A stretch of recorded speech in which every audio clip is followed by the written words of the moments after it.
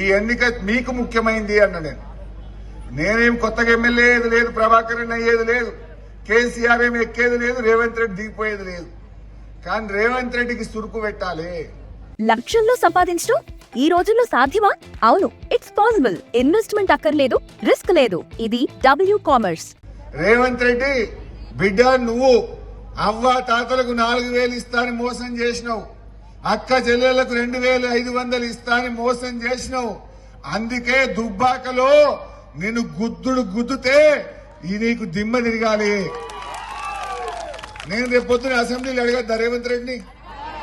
ఏమని అడగాలి? ఇగో దుబ్బాకలో నువ్వు 4,000 ఇయ్యలేదు గనక, నువ్వు తులం బంగారం ఇయ్యలేదు గనక, నువ్వు కేసీఆర్ కిట్టు బంద్ చేసినావు గనక దుబ్బాకలు అందరు కలిసి నిన్ను సీరి సింతగట్టిను రేవంత్ రెడ్డి, ఇప్పుడన్నా హీరాబాయి అంట అనద్దా? 2.5 ఏళ్లలో కాంగ్రెస్ వాళ్ళు చేసిన పని ఒక్కటన్నా చూపిస్తారా దుబ్బాకల? బీజేపీ వాళ్ళు ఏమైనా చేసిండ్రా? ఇద్దరు ఒకటే.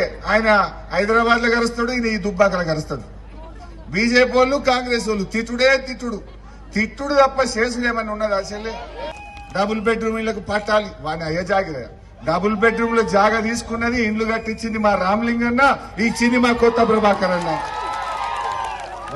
వాడు మీ తెరువు వస్తాడా? ఏమి బరాబర్ పట్టాలు నేను ఇప్పిస్తా కదా. కాంగ్రెస్ వాడికి ఉన్నా అది సరిగా. బీజేపీ వాడు ఏది ఇయ్యడు, వాడు అవుతాయి అన్ని మాటలు తప్ప. వాడు రూపాయికి నెత్తి మీద రూపాయి పెట్టే శారణ రాదు.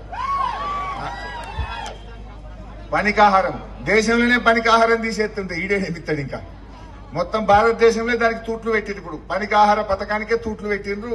మొత్తం దేశమే బంద్ పెడుతున్నారు. మొన్నటిదాకా నువ్వు ఎమ్మెల్యే ఉన్నప్పుడు నువ్వే కదా తీసేసింది. ఇవాళ కొత్తగా చెప్పేది ఏమున్నది? ఇవాళ గిరగిర తిరిగిపోతున్నారు. బీజేపీ వాడు మొన్న ఒక మంత్రి వచ్చిండు, కేంద్ర మంత్రి. నిన్న ఇంకొక కాంగ్రెస్ అయిన మంత్రి వచ్చిండు. ఏమన్నా రూపాయి ఇచ్చిండ్రా వాళ్ళు? ఒక్క రూపాయి. అరే ఢిల్లీకి వస్తే ఏమైనా దేవాలి కదా దుబ్బాకకు? ఉతే మాటలు. ఆ బీజేపీ వాళ్ళు చెప్పారు వెనకట, గెలిస్తే ఇంటికి 2 ఏట్లు, బండ్లు, దవాఖాన్లు చాలా చెప్పారు, రైలు. ఏమైనా వచ్చారా? ఇక నేను అది మాట్లాడేదండి కాదు, గెలిచేది లేదు, పోయేది లేదు. మా అంటే గెలిస్తే ఒక్కటి, లేకపోతే అది కూడా ఉండదు. దాని గురించి మాట్లాడు కూడా దండుగా. నువ్వు ఎంతన్నా చెప్పు, అది కుక్కతోక వంకర. అది నోరిప్పితే బూతులే మాట్లాడుతుంది. మాట్లాడినప్పుడు తిట్లు తప్ప పనికొచ్చే పని ఒక్కటి కూడా ఉండదు. ఇప్పుడు వేమన పథకము, వేమన చెప్పింది ఒక మాట ఉంటుంది, ఒక పద్యం. బొగ్గు పాలడుగు బావున మలనందు అని వేమన అన్నాడు. అంటే బొగ్గును పాలతో కడిగినా కూడా బొగ్గు అయితే తెల్లబడదు, పాలే నల్లబడతాయి. అంతేనే కదా? బొగ్గును పాలతో కడిగితే ఏమైతుంది? బొగ్గు తెల్లబడుతుందా? పాలు మాత్రం నల్లబడతాయి. అట్లే రేవంత్ రెడ్డికి మనం ఈయన హార్వర్డ్ పోయినా, ఈయన అంతరిక్షం పోయినా, ఆయన బూతులు మారాయి, ఆయన రీతి మారది, ఆయన మనిషి మారడు. భూముల విలువ పెరిగింది, మనుషుల విలువ పెరిగింది, తెలంగాణ ప్రతిష్ట పెరిగింది. రేవంత్ రెడ్డి వచ్చిన తర్వాత భూముల విలువ తగ్గింది, తెలంగాణ ప్రతిష్ట దెబ్బతింటున్నది. మీరు స్టోర్ క్రియేట్ చేసి లింక్ లేదా QR ని షేర్ చేస్తారు.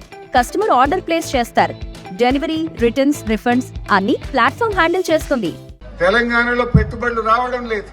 అందువల్ల నా బాధ ఏంటంటే, మనం సాధించుకున్న స్వరాష్ట్రం మన కళ్ళ ముందు సర్వరాష్ట్రం కావద్దు. ఈ తెలంగాణ మంచిగా ఉండాలన్నదే మా తన్లాట. ఇంకా ఆటో డ్రైవర్లు ఉన్నారు, వాళ్ళకెంత బాధ అమ్మా. ఆటో డ్రైవర్లు వాళ్ళ బతుకులు కూడా రోడ్ల మీద పడ్డాయి. ఏడాదికి 12,000 ఇస్తా అని వాళ్ళని కూడా మోసం చేశాం. అసలు మోసం చేయని మనిషి ఉన్నాడా ఎవడన్నా? రేవంత్ రెడ్డి చేతిలో దేవుడే మోసపోతే మనం ఎంత? దేవుణ్ణే మోసం చేసిన గనుడు కదా. అందువల్ల దయచేసి ఆలోచన చేయండి. ఎవడో మా బామ్మరిదో, మా గల్లోడో, మా కులపోడో, మా పక్క పంటోడో అని ఓటేస్తే నష్టపోయేది నువ్వే. ఎందుకంటే ఇది నీ బతుకు తెరువు, ఇది నీ భవిష్యత్తు, ఇది తెలంగాణ భవిష్యత్తు. అందువల్ల మనము నష్టపోవద్దు, మోసపోవద్దు. ఇది మన బతుకు తెరువు, మన భవిష్యత్తు. ఇది కుర్చీల కొట్లాట కాదు. కేసీఆర్ ఇంకా 2.5 ఏళ్ల దాకా కాడు, 2.5 ఏళ్ల వెనక బరాబర్ అవుతాడు. మేమేమి ఎమ్మెల్యే ఉన్నాం, మాకు కొత్తగా వచ్చేది ఏం లేదు. కానీ ఇది తెలంగాణ భవిష్యత్తు. మా అవ్వ తాతల 4,000 భవిష్యత్తు, నా అక్క చెల్లెల 2,500 భవిష్యత్తు, నా బీడీలు చేసే చెల్లెలకు 4,000 వచ్చే భవిష్యత్తు, నా పిల్లలకు ఉద్యోగాలు వచ్చే భవిష్యత్తు, నా చదువుకునే పిల్లలకు కాలేజీలో ఫీజు రియంబర్స్మెంట్ వచ్చే భవిష్యత్తు. ఇది మనందరి భవిష్యత్తు. మనుషుల ముఖాలు చూడకుండా మనకొక్కటే కనబడాలి. బూతులకు పోగానే కారు కేసీఆర్ని యాడ్ చేసుకోండి. దయచేసి కారు గుర్తు మీద ఎవరన్నా కానీ వాళ్ళతో పని చేయించే జిమ్మేదారి ప్రభాకర్ అన్నది నాది. మేం బాధ్యత తీసుకుంటాం. ఇక పువ్వు గుర్తు గురించి నేను ఎక్కువ మాట్లాడతలేదు. అవసరమా? ఏమన్నా ఉన్నదా ఇటు మొఖాన వాసన?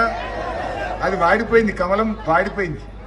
వాడిపోయిన కమలం గురించి మా రెక్కలు ఊడిపోయేదే తప్ప రెక్కలు ఊడిపోయే కమలం గురించి నేను ఎక్కువ మాట్లాడి నా నోరు కూడా ఖరాబ్ చేసుకోదలుచుకోలే.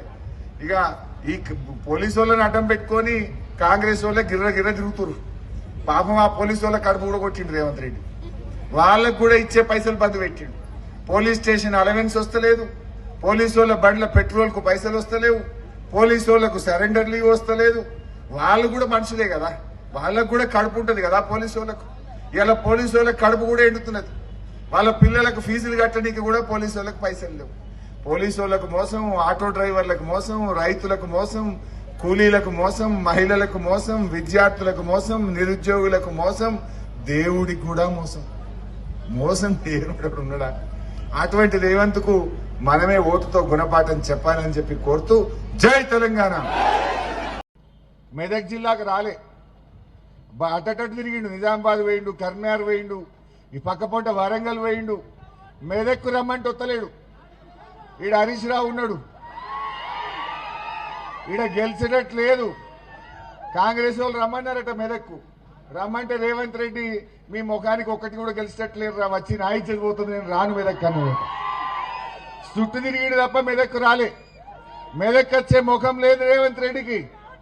మెదక్ వస్తే మా ఏడుపాయల అమ్మవారు ఊకుంటుందా? మా కొమరెల్లి మల్లన్న ఊకుంటాడా?